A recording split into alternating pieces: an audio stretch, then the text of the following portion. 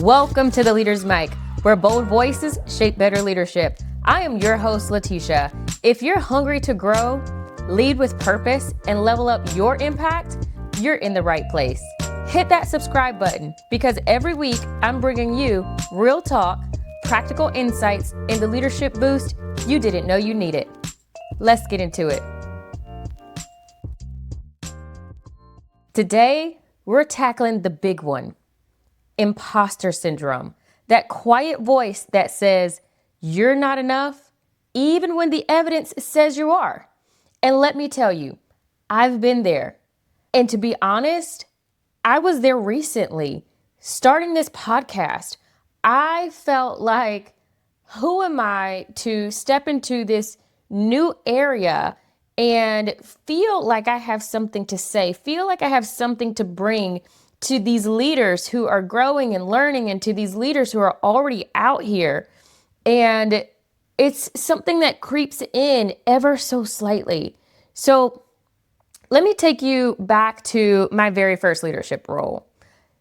Back in college, I was part of an organization that allowed me to flourish as a leader and as a young healthcare advocate. I remember going into the community with the local health department to educate people on sexual health, and then traveling to DC to advocate for veterans' rights. I mean, I was riding my wave of confidence. And when I graduated, I was ready to step out into this world and be the best version of myself. But within 3 months of stepping into my first role in healthcare leadership, I began to suffer in silence. My hair started to fall out. I wasn't eating properly, and I felt overwhelmed by stress because I didn't view myself or my work as good enough. And even though I had the degrees, I didn't feel qualified.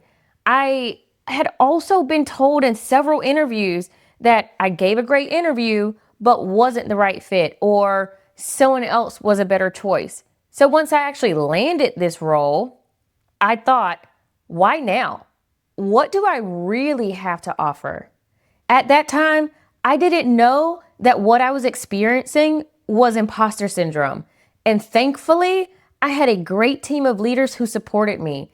After a conversation with my manager, she said, you know what, Letitia, you belong here.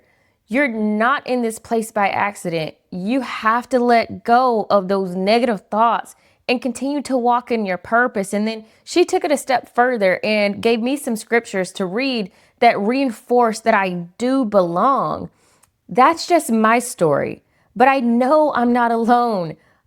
According to a 2021 article by the American Psychological Association, up to 82% of people face feelings of imposter phenomenon, struggling with the sense that they haven't earned what they've achieved and they're a fraud.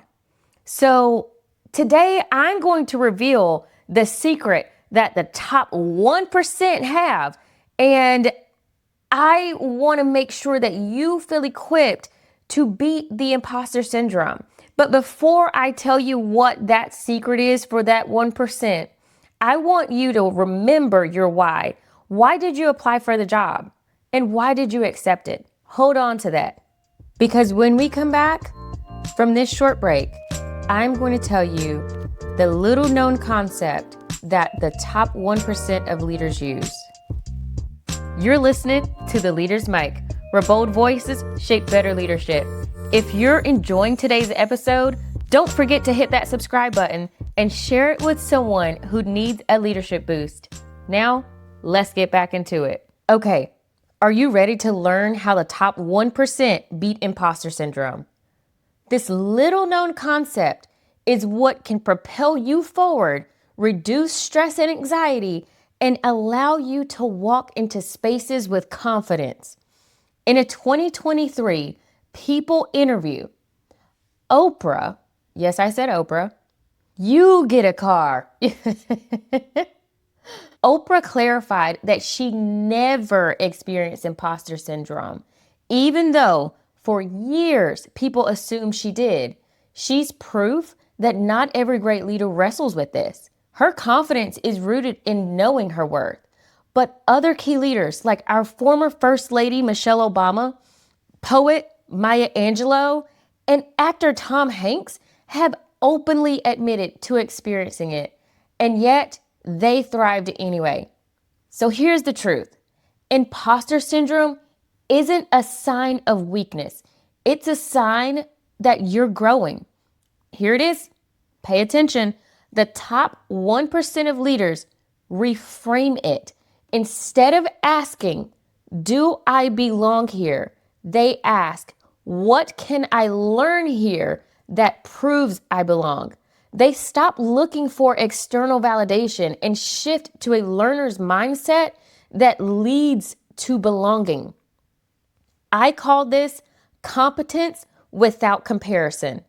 The 1% don't measure themselves against others. They measure against their previous self. Growth over perfection, progress over performance. If you missed last week's episode on skill development, go back and listen. I broke down how to review your past evaluations to understand your growth areas and map your next level. Don't forget to hit that subscribe button because I want you to have these tools to continue to level up. And speaking of tools, I want to make sure that I equip you with the tools that you need to walk away from this podcast today, from this episode today, saying, okay, I have something I can go and read. I have something that I can go and watch. And here are 2 different resources that you can tap into. The first is a book called The Imposter Cure by Jasamy Hibbard. This particular book helps you to define success and navigate self-doubt. And number 2, Amy Cuddy's TED Talk called Your Body Language Shapes Who You Are. If you have not listened to this TED Talk, this is one of the most watched of all times. She explains how the body can shape the mind, and her power poses, they have personally helped me walk into tough meetings with confidence. Now, I know you're thinking, Letitia, that's inspiring and all. You gave me the secret of the top 1%. You gave me 2 additional resources, but what can I actually do about this doubt? What can I actually do to overcome this imposter syndrome? I got you. Let's talk practical steps. Here are 4 strategies to help you overcome imposter syndrome. Number 1, name it. Don't shame it. Write down the exact fear. For example, write down on your sheet of paper, I don't belong in this room. Naming it lessens its power because then what I want you to do is ball it up and throw it away. Because when you ball it up and throw it away, you're releasing the negative energy. Number 2, flip the question like the top 1%. Flip the question. Instead of asking, am I good enough? And do I belong here? Ask yourself, what am I here to learn and what am I here to give? Remember, you were hired because someone saw skills and experiences that their team needed. Number 3, collect evidence. Start an I belong here file or folder, a spreadsheet or notebook so that you can save positive feedback. You can list accomplishments and track your wins. I personally keep a spreadsheet of key initiatives I lead and then the results that are achieved from each one of the initiatives. Now, that file is fuel when my doubt creeps in because truthfully, it creeps in sometimes and that's okay. Because number 4, find mirrors, not critics.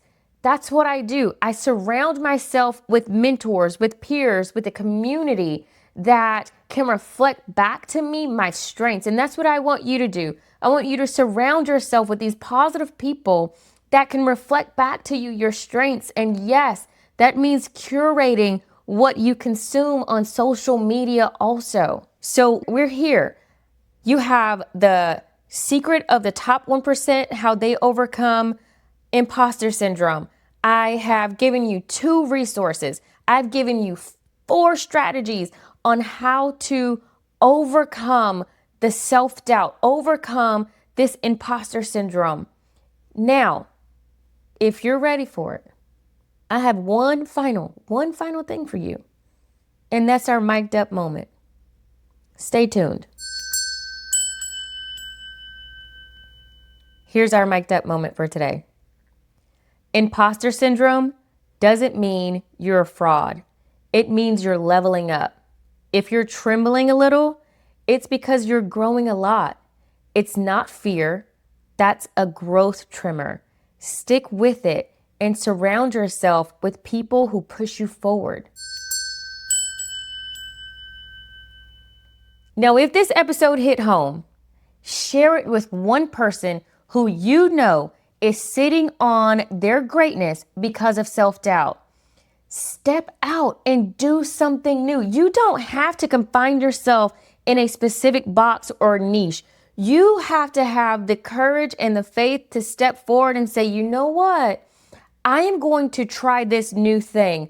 I am going to do what I've always wanted to do, what I feel I have a passion in, what I feel led to do. Now, I'm not telling you to go out and just start quitting jobs. What I am saying is build up your skills, continue to grow, continue to learn, but don't give up.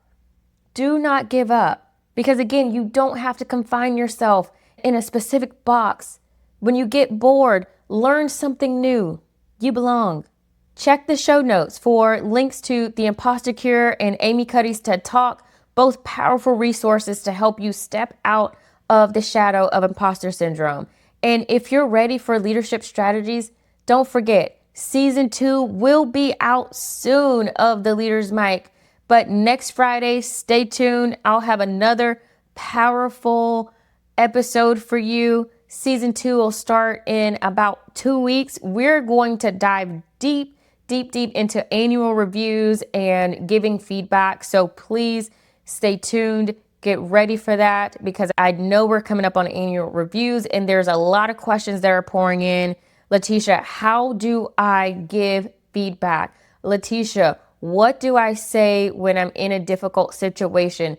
Letitia, I just got a new job and my colleagues are not looking at me as their leader as of yet. Like, what do I do? Stick around, stay tuned because season 2 is going to be exactly what you need to answer those questions.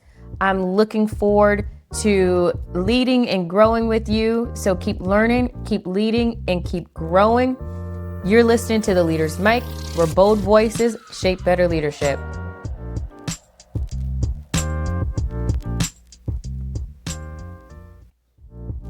Hey fam, it's your girl Letitia. If today's episode resonated with you, I'd love to hear your story. Send me an email at letitia@theleadersmic.com, DM me on Instagram @theleadersmic, or you can just stop by the website, theleadersmic.com, to sign up for our newsletter or just check out more of our episodes.